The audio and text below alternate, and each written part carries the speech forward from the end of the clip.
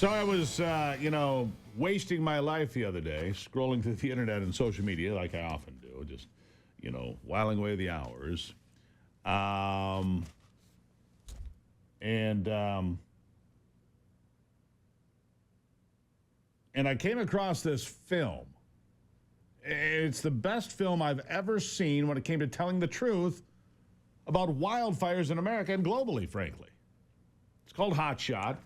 And I listened to part of it. I said, my God, this guy is the first guy that I've heard telling the truth in a long time. As you know, I spent a lot of time in fires in Montana, Wyoming, Idaho, back when I was a cub reporter, back in the 1980s and into the 90s. I was there in Yellowstone on Black Saturday when that fire roared through, burned like 2 million acres total. They've tried to downgrade how many acres burned. But the fact of the matter is some truth doesn't change. And bad management turns into bad results. Gabriel Kirkpatrick Mann is joining me. He is the director of the movie Hotshot. Gabriel, thank you for being here. Steve, thank you so much for having me. Remarkable film. I'd like to show the folks just a clip here to get them kind of in tune with it, if you don't mind. Anthony, go ahead and roll that.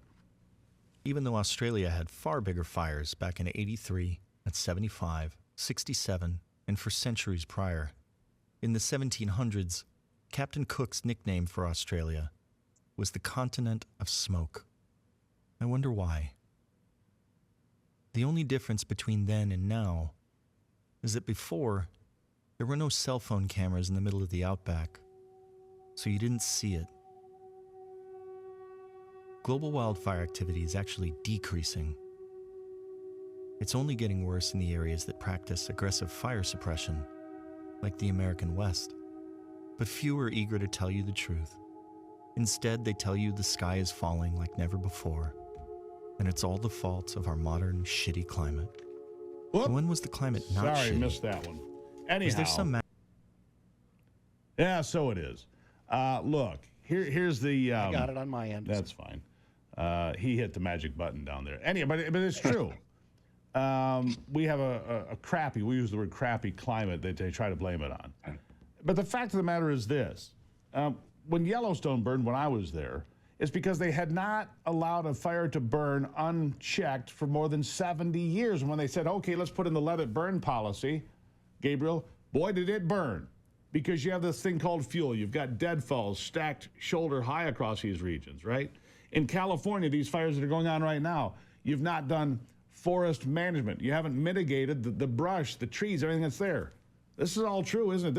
This is man trying to play God, and when God says, I don't think so, it doesn't work out very well, does it? Steve, I couldn't have put it better myself. I mean, what do we know about learning our history and not learning it? We're doomed to repeat it, and it's especially true with fire history. These things follow very predictable patterns, and more carbon is growing out of the ground every single year. So if you're not getting, you're just filling up this huge barrel full of gunpowder. And so when you do get that inevitable spark, it's going to go nuclear. So it's really simple: more fuel, bigger bomb. The reality is a state like Florida will proactively burn 2 million acres every single year. That's more than California has done in the last 50 years. And that's just 1 year. And so it just shows the amount of neglect and the denialism that's what's getting people in this tough spot in the first place. And that scene that you showed in particular from our film, that's what got us axed from Netflix. We were this close to selling to Netflix, but they wanted us to change that scene and not talk about climate. They wanted it to be entirely about climate change is causing this. And the fact that we talk about the fuels management, they didn't like it. So we got axed. We had to release the film independently.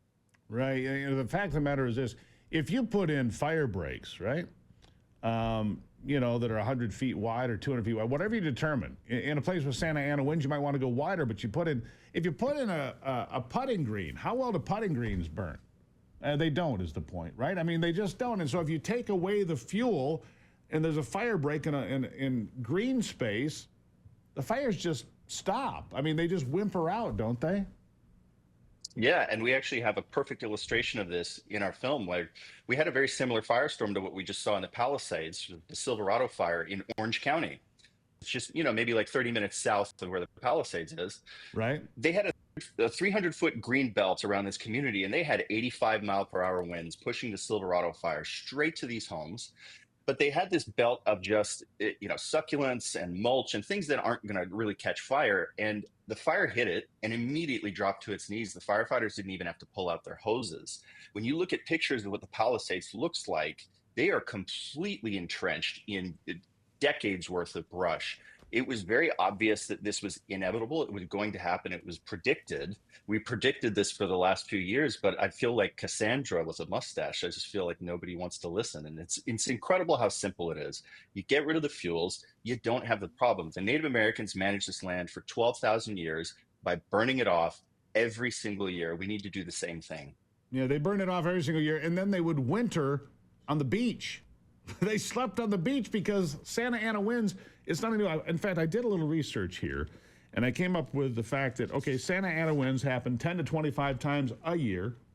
They last 1 to 7 days unless there's an exceptional event like there was in November of 1957 when the Santa Ana winds howled for 14 consecutive days.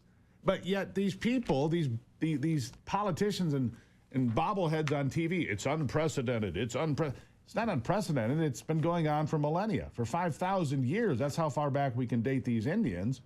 They've been sleeping on the beach for 5,000 years because the fires come. Even if you manage it, you're still going to have problems on occasion. You're still going to have lightning strikes and wildfires or homeless people with torches in their hands lighting fires, aren't you?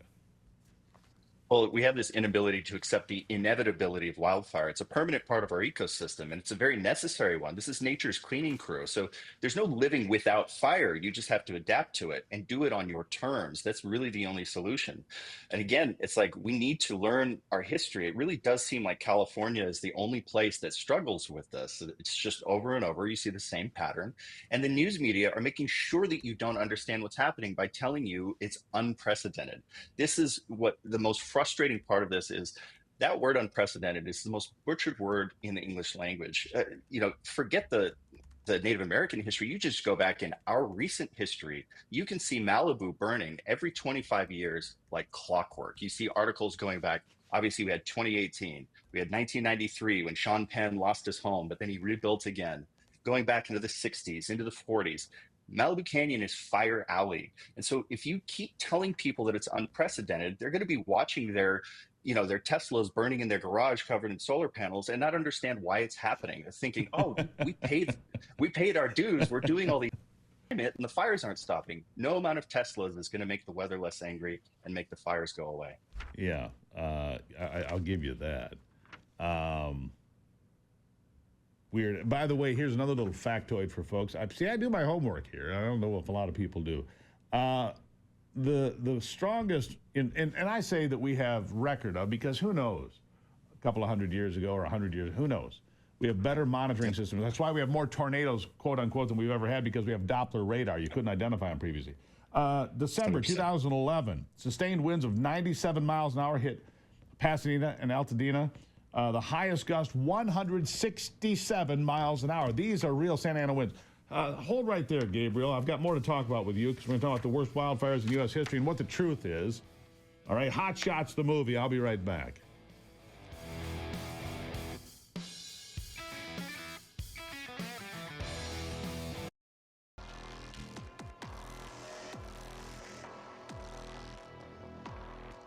All right, back with Gabriel Kirkpatrick Mann, director of Hotshot. Spent 6 years on the fire lines to get all this. Gabriel, I give you tremendous credit for the dedication, with being out there with the smoke jumpers, in and out of helicopters.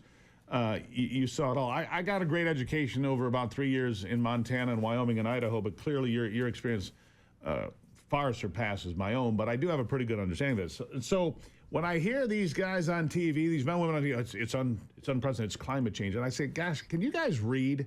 I mean, can you read?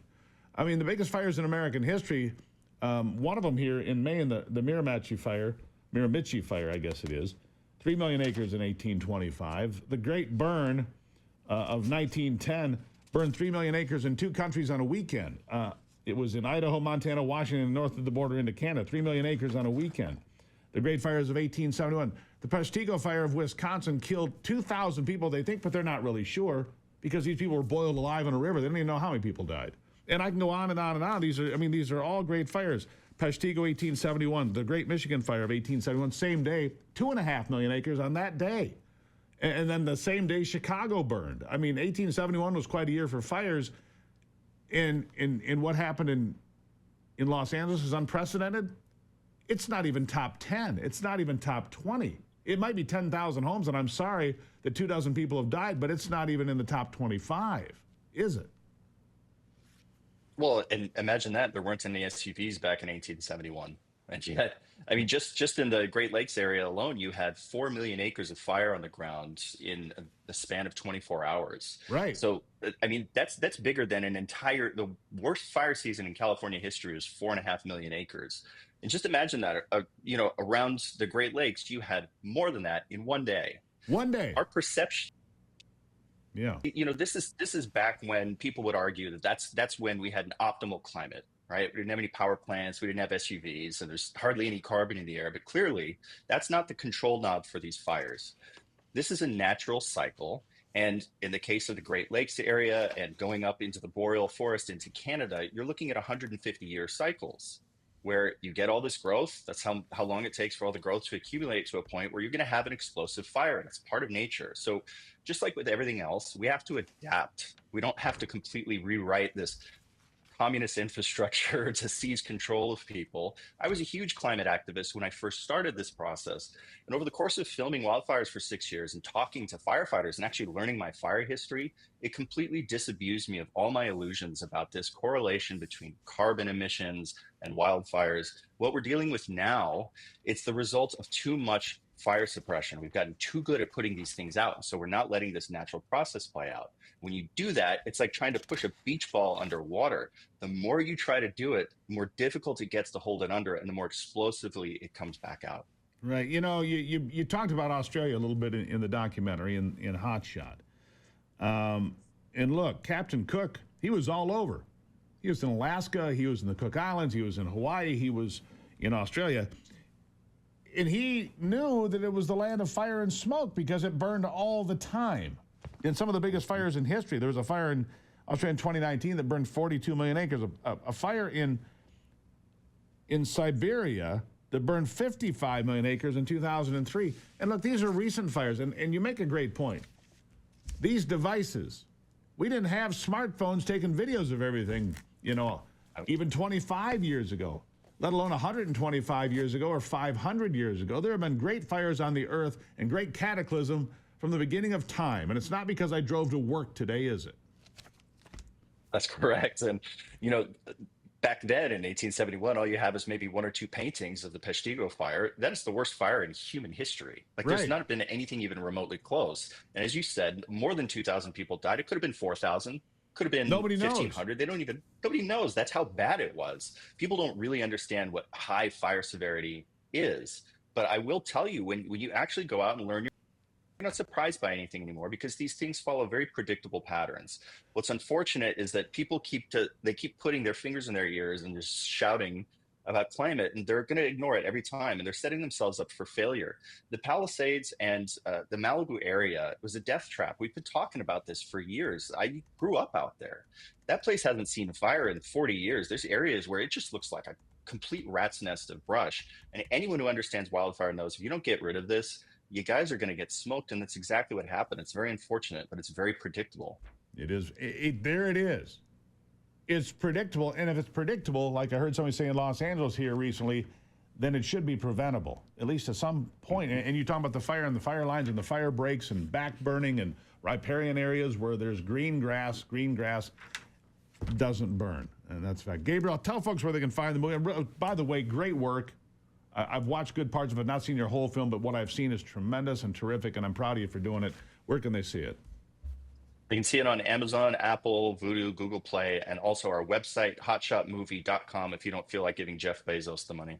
I appreciate that. Hey, Jeff. No sale. Hotshotmovie.com, is that what you said? Yes. There you have it. Gabriel, thank you for being here. Good stuff. Thank you for having me. Really appreciate it. Look, go watch this movie. If you want to know the truth about fire and wildfires in the United States, globally, it's the best film I've seen. And I've only seen, 8 or 10 minutes of it, but all that I have seen is very, very good. Hotshotmovie.com. Hotshotmovie.com. And because I have experience there, I'm going to go ahead and give him my nod of approval. For those of you in Michigan, pay close attention, please. I've got an offer for you. Celebrate your love and health this Valentine's Day with an incredible gift. Enter now for your chance to win a Wolverine Water Systems Blue Line System featuring Pure Health Reverse Osmosis and Alkaline System, the perfect way to ensure you're drinking clean, pure, and healthy water every day. This prize package valued at more than $6,000. What do you have to do to win? Well, that's simple. Go to SteveGruber.com, click on the Wolverine Water Giveaway button, and enter your details. You will be entered to win $6,000. SteveGruber.com, click on the Wolverine Water Giveaway button, and away you go to maybe the best water of your life. Special thanks to my friends Paul Mahaney and all the folks at Wolverine Water Systems. They're doing a great job, Michigan company. I'll have sports with Brock after this big upset in the NFL.